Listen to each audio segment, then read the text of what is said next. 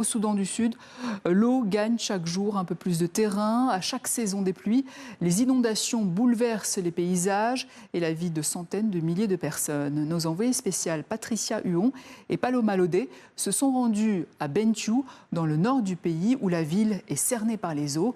C'est le 3e volet de la série de la semaine, réalisé avec le soutien du Pulitzer Center.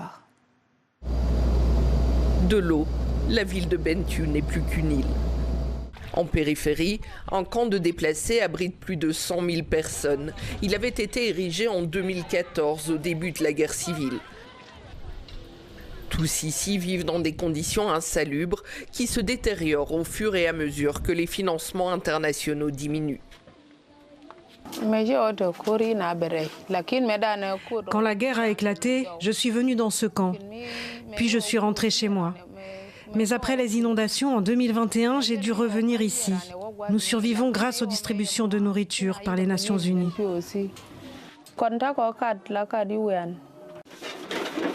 Sans possibilité de rentrer chez eux, ces déplacés restent prisonniers d'un camp, aussi menacé par la montée des eaux. Pour protéger Bentiu, l'Organisation internationale pour les migrations construit des digues et tente de reprendre du terrain. Nous travaillons 7 jours sur 7. Lorsque le niveau de l'eau augmente, des brèches peuvent s'ouvrir dans les digues. Cela pourrait déplacer de nombreuses personnes. C'est pourquoi nous devons finir ce travail. Des gens ont pu aussi se réinstaller grâce à l'utilisation des digues. Ils reviennent avec leur bétail, ils cultivent. Assécher les terres afin de permettre aux habitants de revenir. Mais pour vraiment mesurer l'ampleur de la catastrophe, il faut quitter les routes. Des villages ne sont plus accessibles qu'en pirogue. De rares ONG se rendent sur place pour atteindre les populations les plus isolées. Ni école, ni soins de santé, aucun service public n'existe sur ces îlots. Nous leur apprenons l'alphabet, nous leur apprenons à compter. Avant, il y avait des écoles, puis lorsque les inondations sont venues, les écoles ont été emportées par les eaux. Il y a de l'eau partout. La faim rythme désormais les jours.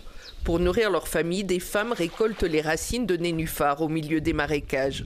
Cet aliment au goût amer, négligé jusqu'il y a peu, est devenu un moyen de subsistance indispensable. On extrait les graines, on les broie, puis on les cuit pour les manger. Les feuilles, on les prépare avec du poisson.